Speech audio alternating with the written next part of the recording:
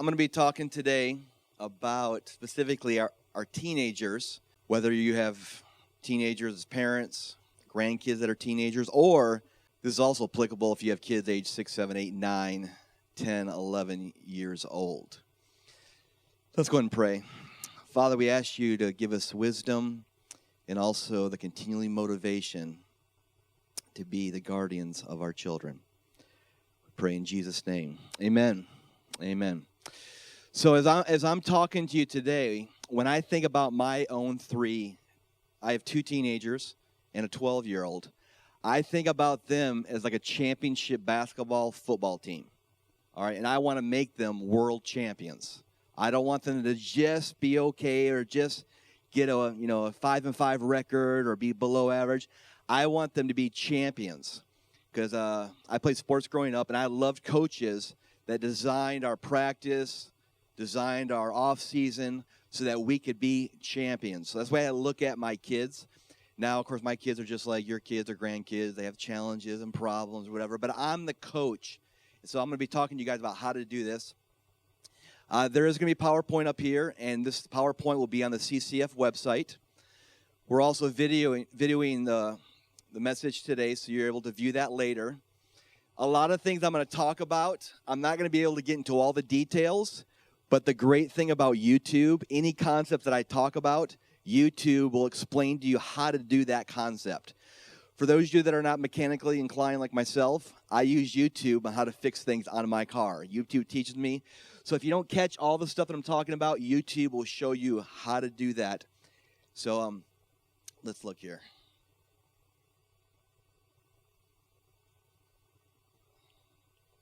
We're already having technical. There you go. Sometimes this is our family. All right, go to a counselor.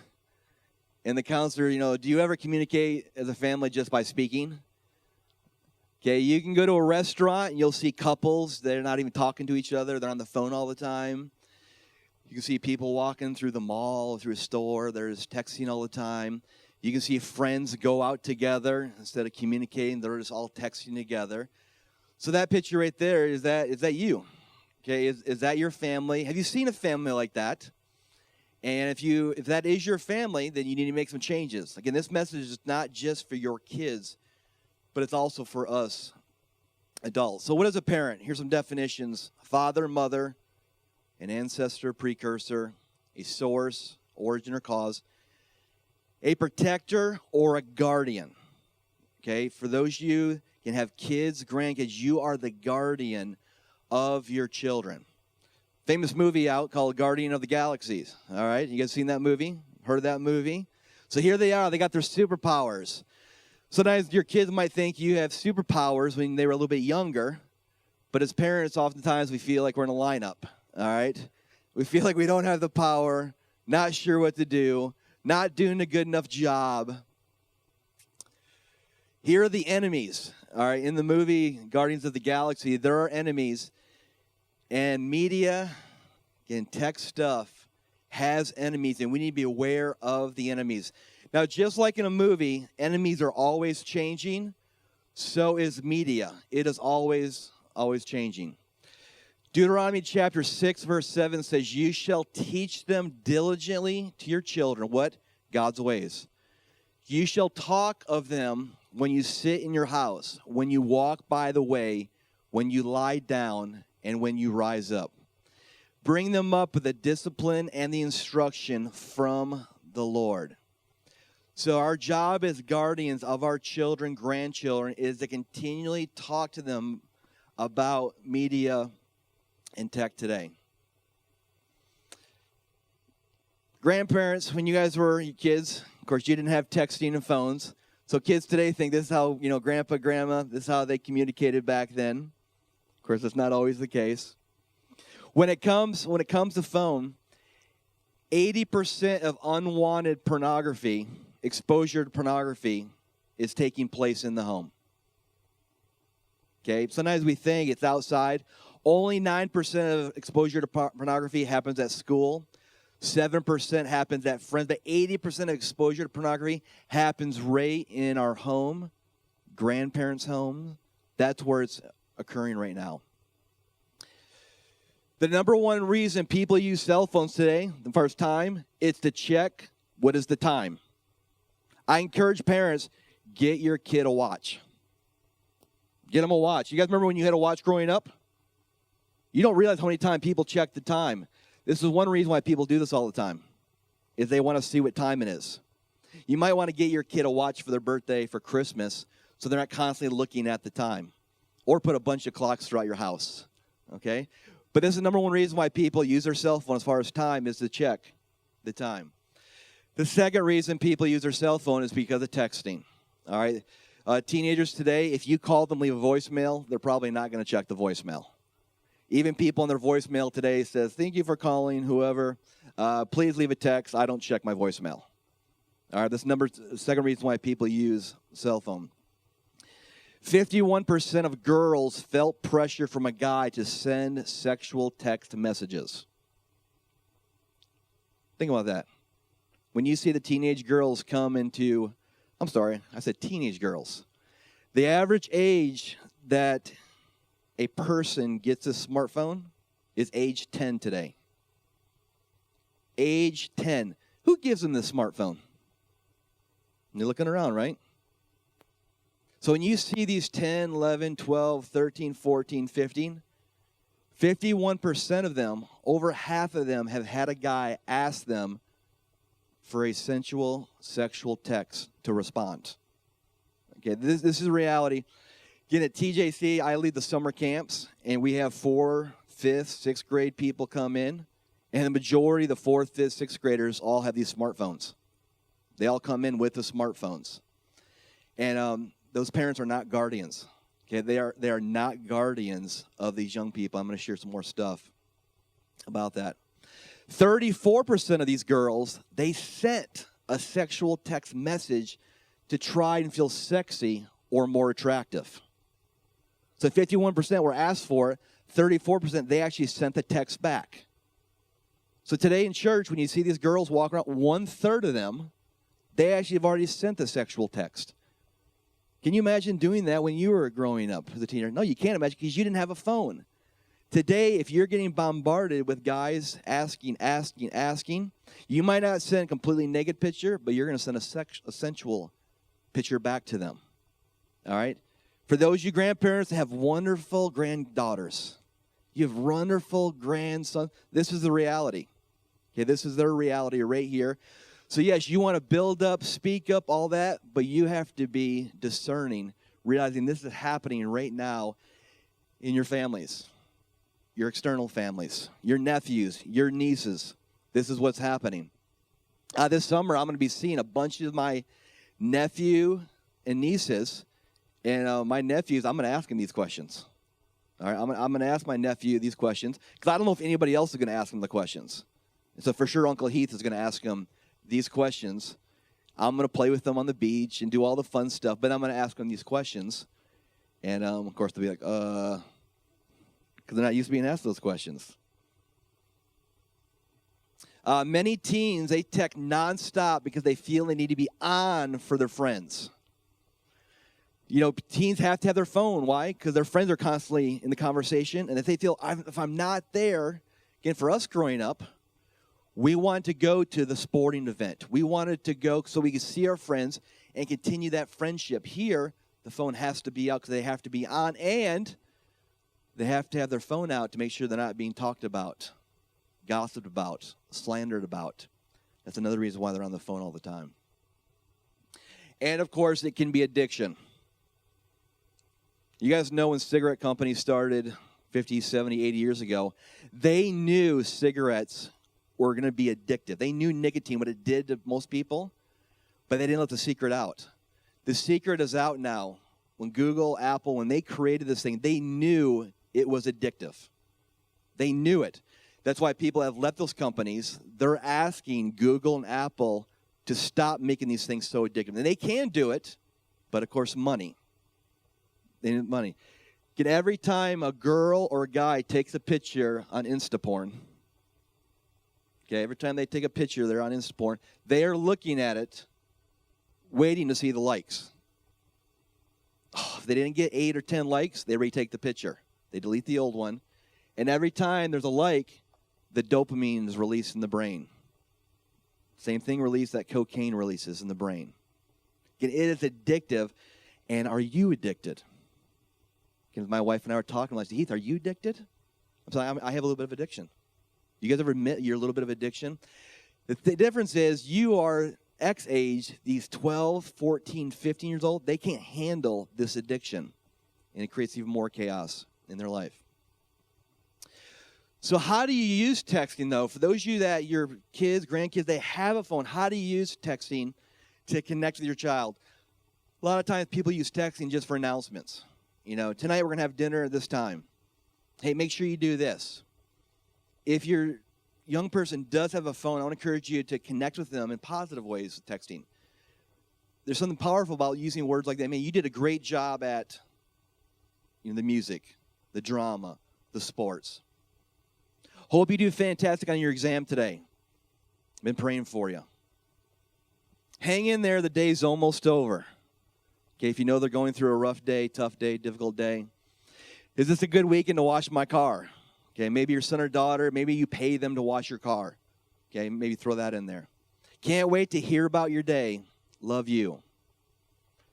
In one of the studies here, teenagers wish their parents spent more time with them than their phone. They wish.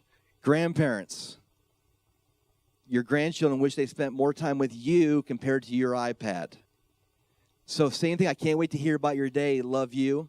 Your kids want to spend more time with you instead of you being on your phone. Excited to spend some time with you this weekend. Again, just positive ways to connect with them. I thought I would encourage you with a reminder that you have the best dad in the whole world. Love you. All right? Again, speaking up, building things up about your spouse. And then, of course, leave some inspirational verses, tongue-in-cheek here. All right? You can have some fun with them. But I encourage you to give them some verses that maybe you've been studying, you've been reading, things that you've talked about. Just go and reiterate that with your son or daughter so that they can be built up. And then if you have a family computer, another computer, you can leave some sticky notes on there. All right, put their face there on the computer, put different sticky notes, say, leader, positive things about them in their life. For those of you who just arrived, this is all going to be on the CCF website. Anything that I talk about today, because there's going to be a lot of things I'm not going to be able to get into all the specifics. Any concepts on here, I encourage you to go to YouTube, the YouTube tutorials there. They'll talk to you about exactly how to do everything. Some of the harmful uses of smartphones, of course, is access to anything on the web. Because of the internet, you can go to any dark or good place in the world. There is no air filter. Remember when you guys were growing up and you would talk about your things with your friends, but then you forgot the conversation? Today, people talk about that, but they actually type them out, and then they're there forever. People don't even have a filter. Before, when we were growing up, it'd just go out into the air, and it'd be gone. Today, it's recorded. Cyberbullying continues to happen. It'll never stop because people get to say horrible things. Have you guys ever heard of Francis Chan? Anybody hear of Francis Chan? He just stopped doing all social media. He disengaged his Facebook, his Instagram. He disengaged his Twitter. He stopped everything because it was soul-sucking to him. Most people think Francis Chan's a pretty good guy. People hate him. And they would constantly berate him with all the stuff on all the social media. So he stopped doing it. He said, I had to stop doing it as a pastor because of all the negativity. So if people can't stand Francis Chan, they probably can't stand your grandson, granddaughter, and they're going to tell everybody about it. I don't like this dress. I don't like how they talk. I think they're this. I think they're that. So it's bad. Misconnections. Misconnections is your young person, they can get connected with other people that they don't even know who that person is. If your young person has like 500, 600 friends and you don't know those friends, you need to have your young person get rid of some of those friends. They should only be friends with people that you know are their friends. Why? You're their guardians. Okay, you are their guardians. Don't allow them to be friends with lots and lots of people. Untrue True love. Okay, on the social media, there's all kinds of flirting that happens. Again, you spend enough time with a rock, you might start having feelings for that rock. Okay, you spend enough time with looking at somebody's picture on the social media, you might start having feelings. Again, it's a lie there in the social media. Undeveloped relationship skills. This is because people are spending all this time here on the phone compared to interacting, talking to people one-on-one. Masquerading. Sometimes we're so concerned about those ugly, horrible pedophiles on the internet.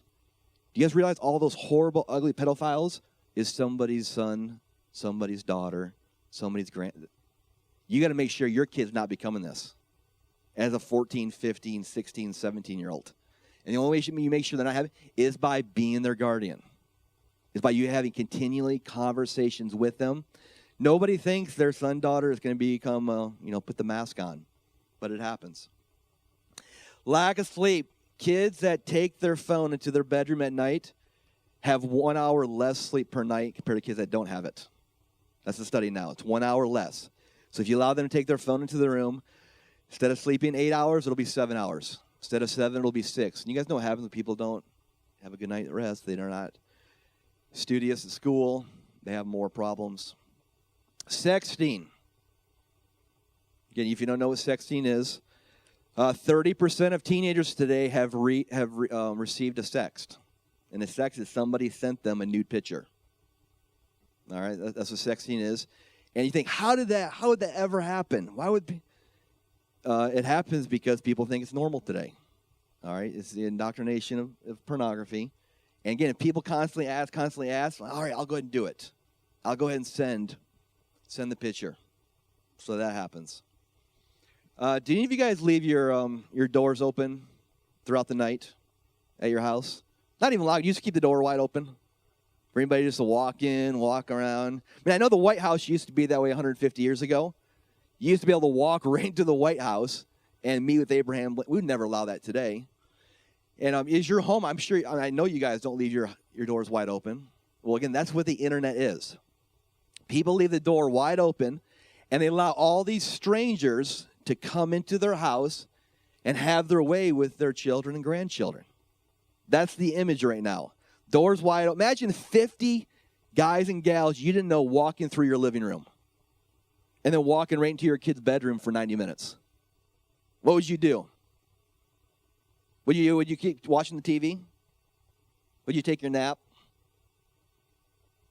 This is what the reality is happening when we are not guardians with our children when it comes to media. So let's talk about setting some boundaries here. First thing is setting times. How much time can your young people have on their devices? And most likely their device, depending on their age, is actually your device. What is that time during the day? During the day, is it 30 minutes, an hour? These are the conversations you and your spouse, you and your family got to decide this is the time. Again, as a sports athlete, my coach, you're going to practice 2 hours a day. We knew it was 2 hours. We were going to end at 5:30. Man, those practices were tough, but we knew we were going to go to 5:30. He gave us a start and a finish. What about at nighttime? When do people stop using the device? Is it 8, 8:30, 9? You got to set those times and then be firm with those times. The reason you're being firm with those times is you are creating a championship team. You're trying to help your son, daughter go the distance. You're trying to help them. If they do go into a pothole, they're able to get back out of there.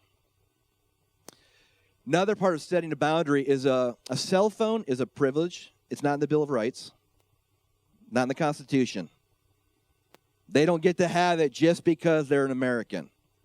Not just because they're in 7th grade. I get it. No, it's a privilege to have one of these, and they need to know that while they're young. So for those of you that have young kids, 5, 6, 7, 8, 9, you want to start telling them that it's a privilege to receive that. And you as the guardian, you're going to tell them when they're going to be able to receive that privilege. But they need to know it's a privilege. It's not a right. My sister, Heather, she's 3 years older than me. Her 3 teenagers, none of them got a phone until they turned 18 because she made them pay for it. All right, so her policy was, sorry, you guys aren't getting one. That was her. She let them know it was a privilege. I encourage you with the phone, you buy the phone. You buy the phone, and it is your phone.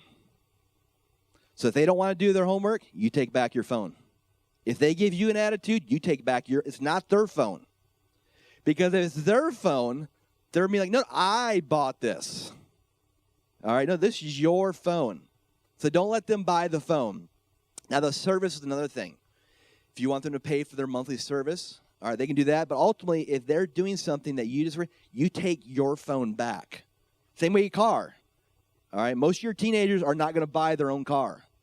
You might buy their car or loan out your car to them, but anytime you can take their phone. A study showed that teenagers, 40% of them would rather have their car taken away than their phone taken away. Okay, this is more important to many of them because of this. So again, you buy their phone and let your kids know that this is your phone. All right, you bought the phone. But when they say, well, Mom, I got $200, I'm going to buy my own phone. What I would say, during your time in my household, you can't buy your own phone. The only phones I'm going to allow you to use is the phones that I buy for you. Boundary here is charging. Okay, I encourage you not to allow your kids to charge the phone in their bedroom. Okay, they should charge the phone in the kitchen, living room. It should always be in a public place. Don't allow them to take that charger in the room. It's setting them up for failure. It's setting up for you for failure as a family because it starts getting them to think that I can have now the phone in my room. Okay, when phones are in the room, privacy happens. Privacy as a 14-year-old is devastating. Okay, it's disastrous to them. When it comes to anything, you should know all their accounts, all their passwords. Again, this starts when they're very young. You're planting all the seeds in them. And if they ever want to change a password, they have to let you know that they are changing the password. Trust but verify. Okay, you can tell your kids, I trust you, I don't trust your friends. All right, I trust you, I don't trust the people that are going to try to be interacting with you. And so you can trust your children, but then you can ask your own kids, hey, do you trust yourself? You know, the Bible says the heart is wicked above all things. Do you trust yourself? So again, I'm trying to help you win here. I'm trying to create a championship. Son or daughter, in the same way if your kids are in, maybe it's drama, music, or whatever. You can talk to them about that. Setting boundaries, being friends. If they do have any social media accounts, one of the requirements should be that you are friends with them on every social media account. And they're not going to like that. All right, they want to have their own. We're going to talk about this, but many teenagers have multiple social media sites. Okay, they have their own social media sites for their parents, for their church folk, and then they have a secret social media site for the real person who they are. Okay, integrity is not part of the life yet, so you want to talk to them about that. Okay, start while they are young. Let them know here are the expectations for our family or for our grandkids. Know who they are connecting with. And this only happens through constant conversation with your children and grandchildren. Check it at the door, which means you don't allow that phone to be in their room. Okay, you don't allow it to be in their room. Can you imagine allowing your kid to have a TV in the room and let them have the dish, cable, all the channels in there? Okay, you probably can't imagine that. It's the same thing there with the phone. And that last one here is the contract. Encourage you, if you decide to give your young person a cell phone, that you write up a contract. All right, it is a cell phone contract. You can just Google cell phone contracts for teenagers. Boom, it'll come up. You can make a little edit there. But just let them know it's a privilege. I own the phone. You can't have the phone at this time. You just write out all the stuff. They sign it. And when they sign it, most likely they're going to agree with it. It sounds great. But once they have the phone, they're going to want to have more freedom, and then you just refer back to the cell phone. Remember we talked about this? We agreed that you were not going to do this or you don't do this. How to talk to your children about limits and boundaries. The most important thing is their heart. Remember, these are young people. Their brain, the judgment part the reason part of their brain is not fully formed until age 25 years old. They're going to be unreasonable. They're going to get upset at you. I love my kids right now. My kids are 15, 14, and 12, and I love seeing the individualism coming out of them. Okay, it's coming out, and they're not sure how to do it. You guys remember you guys were going through that season in your life? Sometimes they're brash or they're inquisitive, they're curious. That's the individualism. It's a wonderful thing. I don't get upset at their individualism. I realize they are going through adolescence. They're transitioning from kid to adult. And so the most important thing is their heart there of why they're responding, why they're acting this way. And so don't just focus on all the contract. It's focusing on the why. Love, relationships, connecting, being engaged with them. It is so hard to create a championship sport team, and it's hard to create a son or daughter or grandchild because it takes so much time. And those of you that have kids, you have a harder time today because parents 20, 30 years, they did not have this. And so it takes so much time to try to navigate this. How to talk to your children about limits and boundaries. Ask them why they like the video games they play. If your son, daughters, they play video games, you should know what video games that they're playing, and you should actually play the video games with them. The reason you should play it is see what they're playing for 30 minutes. See what they're playing for 45 minutes. You should know what they're playing, all right? If they're playing Grand Theft Auto, you should know about the prostitutes in that game, all right? And you'll see the prostitutes in that game if you play that game with them, one of the most popular games. So if they're playing those, make sure you sit down and actually know what they're playing. What are the pros and cons about playing video games versus playing outside? That's a question you can ask them. All right? And a lot of them will have good answers. All right? On the inside, like, I just want to play more. Oh, yeah, but it's better for me to get outside and do some physical activity. But ask them some questions. Talk to them about pornography. What is pornography? Pictures of people without clothes on. People with only the birthday suit on. All right? Those of them that are going to Walmart, they're seeing the magazines every time that they go through the Walmart. They're seeing it. So you don't have to think, like, I don't want to introduce this to them. Walmart's already introducing it to them. The billboards are already introducing it to them. If they're in public school, they're already being introduced. It's already been happening. But you want to talk to them about, they should hear this from you as the person that loves them with all their heart. All right, they should hear this from you. Why do you think God wants you to wait until you get married to see another boy or girl, in their birthday suit? That's the question. They don't have a response. You share, your perspective. You share when you were 10, 12, 14 years old. Again, it's just having conversation. The only reason this stuff is awkward is because we don't do it. The more that you do this, awkward goes out the window. It should just be a normal thing to talk to them about this. Remember, the internet is having your doors wide open in the house. You have 50, 100 people walking through that door every single day. So you want to talk to them about that. If a person without clothes on flashes on the screen, I'd like you to turn your eyes and, I want you to tell me. All right? I told my kid, and if you tell me, we're going to go to Dairy Queen and have a blizzard and talk about this. Okay? I want them to let them know that this is a positive thing to come and talk to me about this.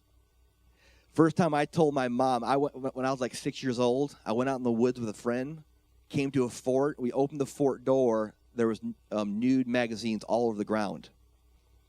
I ran back to my house, and I told my mom, we went to this fort, there's all these magazines everywhere. My mom got so upset at me. I learned right there, I don't ever talk to my mom about that. Don't ever talk to my mom about that. If your kids look at something vulgar and they actually tell you about it, don't get upset at them right there. If you lash into them, you're telling them, don't ever talk to me about this again. Okay? You can still share disapproval. You can still say this is sin. You do all that. Remember, going back to the heart of why this is happening. But then ask them, will they do that? Okay? Again, my son Zach, the first inappropriate picture he saw was on there's a music device called Spotify. Okay? And on Spotify, just the CD covers. You guys know CD covers. Remember those CD covers? There's a lot of provocative. On a CD cover, he saw an inappropriate picture. He let me know about seeing that inappropriate picture, they're on the Spotify, and we were able to talk about that. What could you say to a friend that shows you a picture like this? That shows you, again, what kids do today. They're looking at videos, and they show a friend the video. And the video could be just a music video with horrible things. And so you can share with your story. All right? You share your story. When I was 12 years old, I'm riding the school bus to school one day. I had a guy sitting next to me. He had this old magazine called Boy's Life. You guys remember Boy's Life? It's kind of a Boy Scouting outdoor adventure. Well, what he had done, he had put a Playboy inside of it. And the outside cover was Boy's Life. So I opened it up, and there she was. I gave him back the magazine. And when I got back home, I told my dad about it. Because my dad didn't lash out at me. Okay, because he understood maybe more as a guy. He didn't lash out. But so I was taught, here's what you do. You need to tell your kids, if somebody shows you the picture, or if you're watching a movie, something happens, what do you do? How do you respond to that? What is a good age to join social networks? What do you guys think? What's a good age? 30 years old. Okay, now, almost every social network, they say age 13. That's what they say. 13 years old is the youngest. You actually, when you sign up, you'd say, I am 13 years old. The problem is parents have 8, 9, 10, 11, 12-year-olds signing up for social media. If people that start these things say you should at least be 13, that should be your minimum. That should be the bare. It's like a PG-13 movie. Hollywood says, this is our standard. And you guys have been to PG-13 movies or R-rated movies. There's 5-year-olds in the movie. There's 8-year-olds in the movie. Now, there could be rare exceptions. You know, maybe you want your kids to go see Lord of the Rings. Okay, the 9-year-old. But if you're constantly having your kids go to PG-13 movie, remember Hollywood standard here, and you are exposed, that's not being a guardian. Being a guardian is if 13's the minimum from Hollywood standards, I'm probably going to raise it up. And so what is a good age to join social networks? You want to wait as long as you possibly can. All right, as long as you possibly can. In our household, the earliest is going to be age 16. The absolute earliest is 16. Because people can't handle. Okay? When we were growing up, we would be at school 7, 8 hours a day, having to deal with popularity, having to deal with comparison, having to deal with jealousy. Kids today go to that school 7, 8 hours a day. Then they come home and they have to deal with comparison. People are taking the best pictures of themselves, posting it. When we were growing up, you'd walk down the hallway, you see people talking together. Oh, I wish I was part of that group. Today, kids go back home, and they see that group at the mall. They see that group going, oh, why didn't I get invited to the movie? Why didn't I? These 10, 11, 12, they can't handle this. But what do parents do? Merry Christmas. Happy birthday. It's devastating. And that's where everything that I'm telling you right now, this is not my opinion. You guys, you've probably seen all the studies.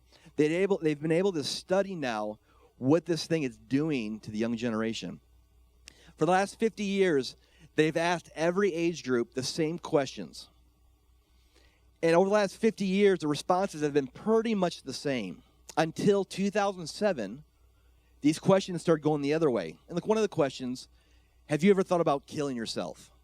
Well, starting in 2007, the teenagers started going up. You experienced depression, anxiety, it started going up.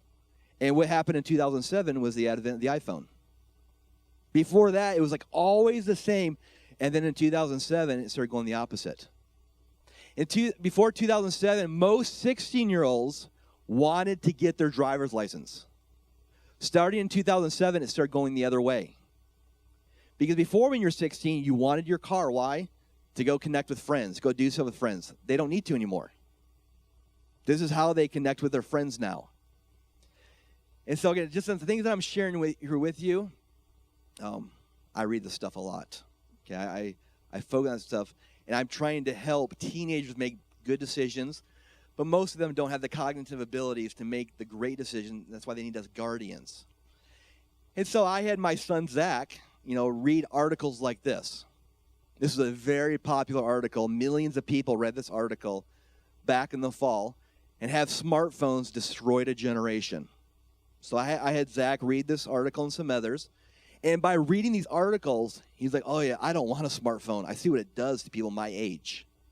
So instead of just mom and dad telling them what they think, you have outside experts tell your son and daughter.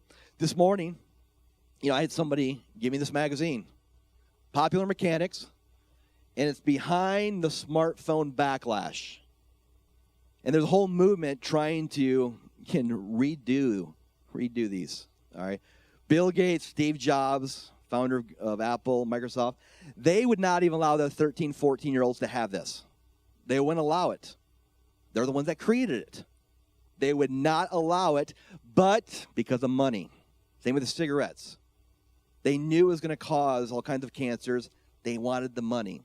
Same way these people that have created it, they want the money. I think it's going to change. Okay, it's going to change if the public keeps putting pressure. But how we put pressure is by not getting our kids to do this while they're so young. So what is the age to join? Whatever that age is, it's best to decide that before your kids turn 11, 12, 13, 14. Okay?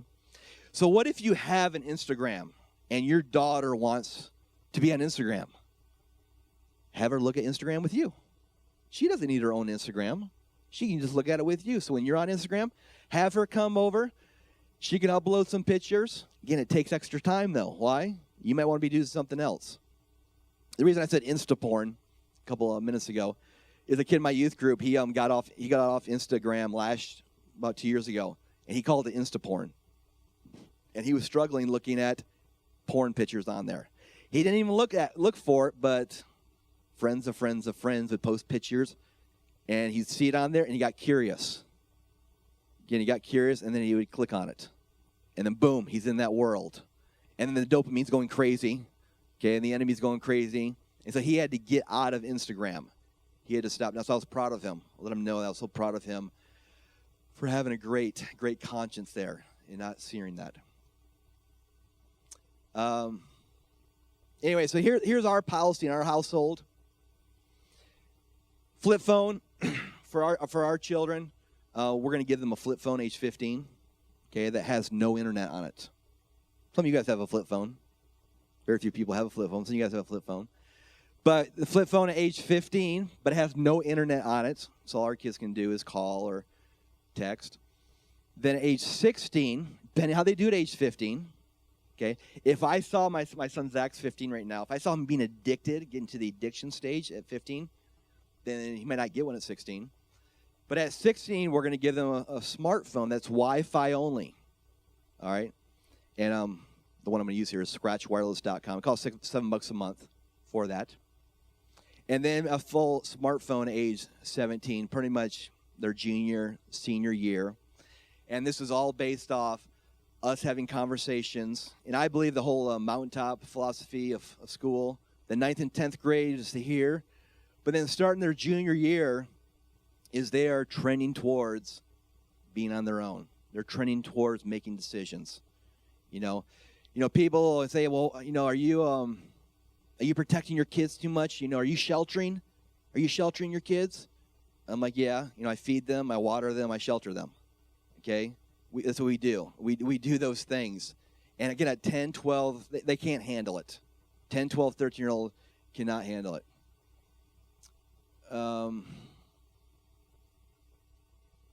Do you realize how many people can read what you write, may not know the context? And as you guys know, when people put things online, they can't see your body language. They can't see if you're joking. They can't see that. These are just questions to talk to your son or daughter about. Have you seen any of your friends post something that made them look foolish? Have you guys ever seen anybody post something that looks foolish on the internet? Facebook, Instagram? Yes. Like, why are you doing that? Because they are. They have no filter. Ask them what apps are popular right now. Ask them what are the top 5 or 10 apps that you or you've heard your friends talk about. Ask them those questions. What apps are they using? Why do they like them? Again, you can find things online of people posted something, it cost them their job. Again, right now at TJC, when I hire somebody, one of the first things I do is I just Google the person's first and last name. Instantly, many of their social media profiles come on. And one girl, we were looking at hiring somebody in a professional position, and she went down to Florida, and she was drinking a big old alcohol gong. All right. There she is, just drinking that. People just need to know whatever they put on there, it could affect them in the future. All right, because of time, I'm going to move through some more stuff here. All right. So, for those of you that have any kind of electronic device, which would be everybody in this room, most electronic devices already have different settings on there to help you protect your son and daughter. How many of you guys ever heard of guided access? Guided access? Okay. This is awesome if you have young kids. All right. Again, it's not very difficult. Go to YouTube, type in how to do guided access on my iPad, iPhone. Right now, Android doesn't have it. Only iOS has it. But you're able to put in there on the device that it'll only be on for 30 minutes. Because if you guys ever been a parent or grandparent, you have your son or daughter or grandchild on the thing, and then you look, oh my gosh, they've been on there for 2 hours. Because you got distracted being outside, doing something else. You're able to put on there like a time limit, 30 minutes, and then it shuts down. All right? So I encourage you to put guided access on your different devices if you have younger kids on there. Parental controls. There's all kinds of parental controls on your devices. Encourage you to look into that. Android settings. Those of you who have an Android phone, tablet, etc. You're able to restrict in-app purchases where somebody cannot buy something without your 4-digit code. All right, so if you have somebody come over and you just give them your device, they might just buy stuff. And if they're young, kids are curious, they might go buy a $50 whatever. All right, so you can go in there and add that. Content filtering, you're able to do, every device already has this put in there. They're not always the most rigorous, though, that stop everything. Android tablet settings. This shows you how to put the settings on your Android device. Again, this PowerPoint is going to be on the CCF website for you to look at later. Blocking mobile versions of Facebook, YouTube, and other sites. All right, it's not, you don't just put these settings on Facebook.com. You also have to type in m.facebook.com. So it doesn't just protect, your computer. It also protects, the mobile. Windows Phone is still behind. Okay, it's still behind the iOS phones. YouTube setting. I just was in our workroom here at CCF, and I went to typed in YouTube.com. If you go to the very bottom of YouTube, you're able to type in, it says, do you want to be in safe mode? Yes or no? And we were not in safe mode there in the workroom, so I put it in safe mode. Here's what happens if you don't put it in safe mode. If you type in, I'm not saying you, let's say one of your teenagers, grandkids, types in sex. They hear about it at school. They type in sex on YouTube, instantly all these horrible videos will come up.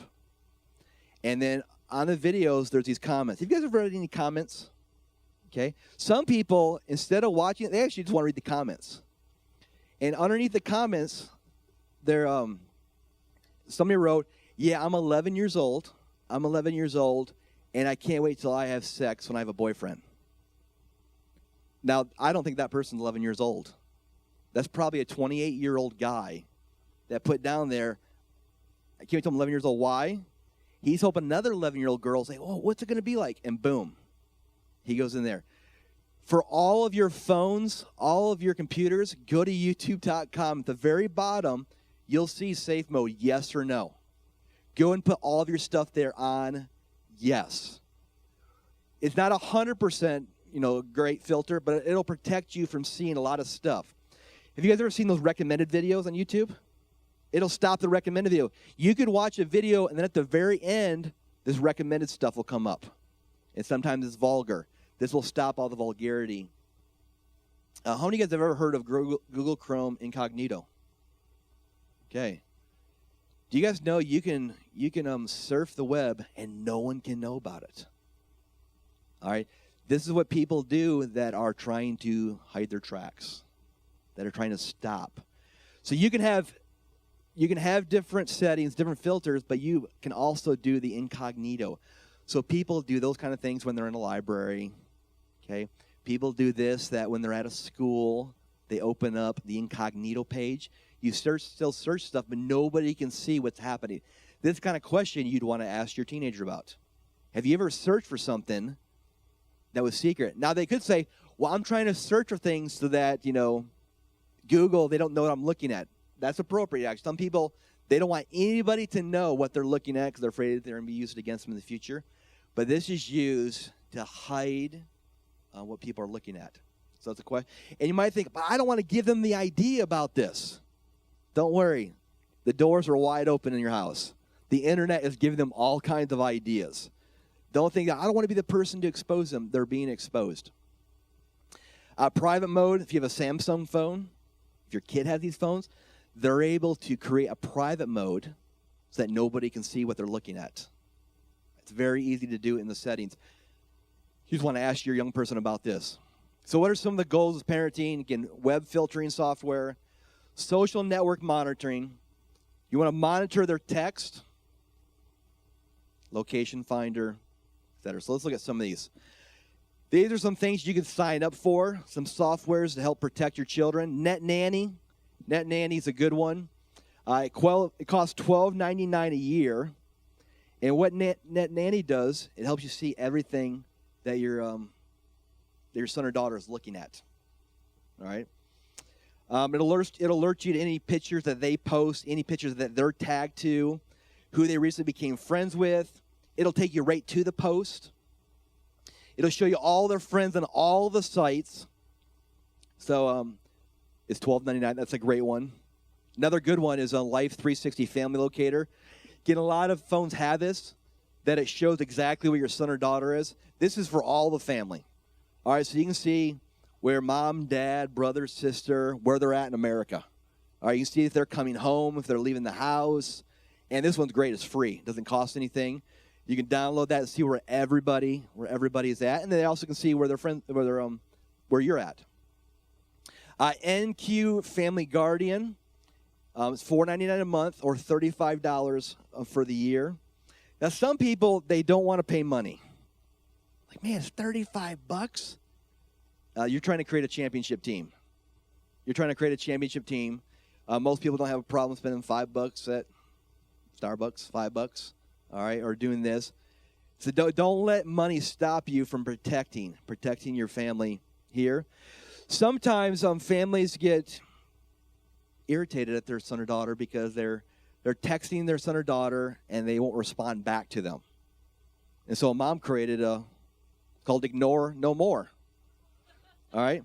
And if you're texting your son or daughter or calling, they're not responding, you actually have the app on your phone and you just turn off their phone. So they can't respond to anybody except you. It shuts down their phone.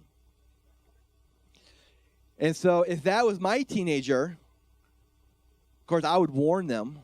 And they're going to give you excuse. And not always excuse, but like, oh, my phone wasn't turned on or it was turned off. But you could give them a warning in the contract and say, if this happens again, we're going to go ahead and take back your phone for 2 weeks or 4 weeks or whatever. Kids Place. Kids Place is similar to this is what you would use. I told you the Android did not have the settings that iOS had. This is the place to use to create more parental controls on your Android. Another newer site here is Canary. Canary, this is letting you know if your kid's in the car and they start driving, texting, making phone calls. Immediately you are made aware of this. It doesn't allow their kid to make any texting or phone calls. Again, a lot of phones already have these kind of things.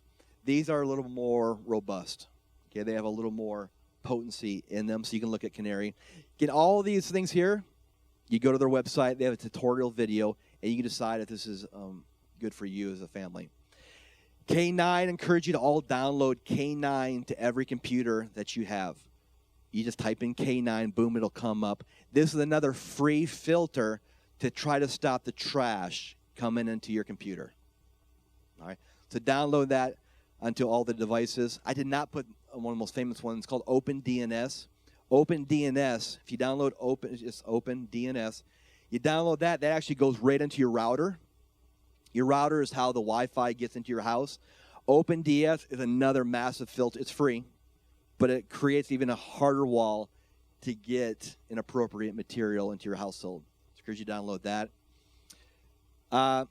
Screen time. Screen time is another parent app. This limits the amount of time that kids can actually be on their phone or their computer. So you can put on there that your son or daughter has 1 hour to be on the phone a day. And so instead of you having to say, hey, your time's up, it'll actually shut down their ability to look at apps, to look at stuff. Some people want to do that. MobiKip's another famous app. It's another web filter. They got a lot of great reviews. This is probably the best solution if you have all 3 devices and you're good at filtering with a dashboard. Let's talk about some apps and social media. Facebook is the apps that kids want nothing to do with because you're on it. That's why they're not on it, because you're on it. So there are, a couple billion people, and I think there's over 1 billion people on Facebook worldwide, but they're not on it because adults are on it. So they have migrated over to Instagram. Twitter is it's really just an announcement app. People say what's going on in their life. Snapchat, this is the app where people take pictures, put funny things in their face. They send the chat over, and then it disappears in 10 seconds. But this app is insidious because people try to do this every single day so they can be doing it for 10 days in a row, 50 days in a row, 80 days in a row. It creates an addiction. So Snapchat and Instagram are the most popular apps right now with teenagers. Of course, iPad messaging, message back and forth. Again, Instagram. If your kids have an Instagram, you need to create an Instagram and become friends with them so that you can see what they're posting, who they're liking, etc. Hot or not. Okay, this is not about the weather. This is about people putting pictures of themselves up there, and you rate them. Okay, you rate them 6, 8, 9, 10, based off their physical features. And so what do teenagers do? They put their picture up there to see how people like them. Okay, this is a popular app. A lot of teenagers aren't going to put themselves up there, though, because they don't think they're very attractive, but they want to see who is attractive. So why am I sharing this with you? You guys would want to ask your son or daughter, grandchild, have you ever heard of Hot or Not? Kik. Kik is it's just a messaging service, okay? It's a private messaging service where people are able to anonymously go on here. You probably can't read this. This is recent. I've always wanted to talk to random people. It's a great app. If only people are online, haha. I'm 17 years, male, blue eyes, athletic swimmer, like to chat about anything, clean or dirty. I'm a gentleman. Hey, everyone, I'm 13-year-old male. I'm willing to talk to anyone who wants to talk. My Kik username is straight male, 5'11". Hey, I'm from LA, 16 male, looking for someone to trade some nudes. Only girls and real ones, though. Hit me up. That's not a 16-year-old. That's a 36-year-old. That's what that is. Hey there, I'm new to this. Anyways, Kik is a horrible thing because it's private, okay? It's private, so it's anonymous. But what happens with anonymous? People start having a connection, and then pretty soon the person anonymous says, hey, what's your real name? What's your real email? What's your real phone number? What's your real? So this sounds anonymous, but it quickly creates attachments. So you just ask your son or daughter about if they heard a Kik. Do they have a Kik? Ask FM is very similar to Kik, and you just ask them if they have that. I'm gonna go through because of time. Tiger Text, another app. Okay, another app that's anonymous. All right, you can't find it. disastrous. Tinder is a dating app, and all it is, Tinder, they have pictures of people. If you like the picture, you swipe left. If you don't like it, you swipe right. If you like it, though, send the message to the person that says, hey, I like you. All right. This was designed for college-age students. This is the hookup culture. It's the hookup culture. I like you. Let's pretty much get together, be romantic. And so now Tinder has gone down into the teenage world. Hide It Pro. What a wonderful, look at this thing here. Hide It Pro, you download it to your phone, and you keep all of your private pictures in there. So that if your parents look at your phone, they're looking through your apps, it'll change its name to Audio Manager. So you're looking through, that's probably where they save all their music. No, it's where they save all their inappropriate pictures. It's where they save all their inappropriate texts. So Hide It Pro has been downloaded over 1 million times. And so if you see Audio Manager on your kid's phone, it's Hide It Pro. All right. Again, these people have designed this stuff to be for maybe adults. All right. But kids are downloading this stuff, and they're keeping secrets from mom and dad. They're keeping secrets from grandpa and grandma. Music. Guys, encourage you. Spotify is the most popular music app right now. Encourage you guys to look at your kids' Spotify music selection, see what their favorite list is. If you don't just look at the names of it. I encourage you to actually pull up the lyrics. Pull up the lyrics. You just type in the name. The lyrics will come up, and make sure you know what's going in their mind. I'm glad my parents didn't let me watch TV during the week, because it really forced me to have more interactions with people, which in turn helped me become more mature in what I thought and believed at a younger age. Encourage you just to have time limits with the amount of time they spend in front of that device. Video games, again, know the ratings of video games. Violence. Don't let them lose their innocence when it comes to violence. Again, most video games are reactive compared to proactive. When it comes to cognitive ability, you want people to grow and being proactive. That usually happens with interpersonal relationships. Video games are very addictive. Some fun apps. Here's some apps you can have your kids do. Again, instead of doing the neutral or negative apps, here's some positive ones. Pornography, getting a lot of bad stats. These sites specifically help filter the apps, and then if your son or daughter look at anything inappropriate, that stuff will be sent to you. Okay, it's designed for accountability.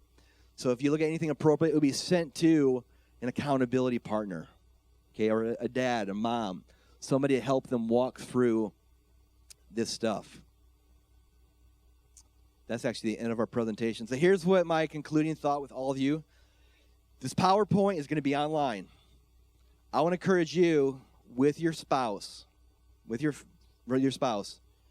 you take about 2 hours, pick 2 hours over the next week. If you don't do it the next week, this will be another teaching of, oh man, I need to do something. Take 2 hours, go through a lot of the sites, and install that stuff on all of your devices. Install all of it on there. Then you decide which of those apps would be appropriate for our family. Do we need to do the location finder? Do we need to do the Nanny? Which one do we want to do? Do all of that, and then put a plan in place, okay, depending on your kid's age, that at the dinner table, you talk through some of these things. When you're tucking your kids at night, you ask these questions to your son or daughter so that you can continue to help them succeed in their life. It's 10:45. Let's go and pray. Father, I pray for all of us parents and guardians, Lord, that you would show us. God, show us how to love, how to care, how to have concern. God, you'd also give us discernment with our children, grandchildren. Lord, that we would, again, focus more on the heart, again, who they are, what's happening, and not just on the external. God, the more that we know their heart and help them navigate those things, God, then it'll help them change, again, the external, the behaviors, and et cetera. God, I pray that you'd make all the parents here bold, courageous as lions. Lord, they would know how to talk with gentleness and kindness. But, Lord, they'd be resolute in the decision that they're supposed to make for their family. I bless you all in Jesus' name. Amen. Thanks so much for coming. Have a great day.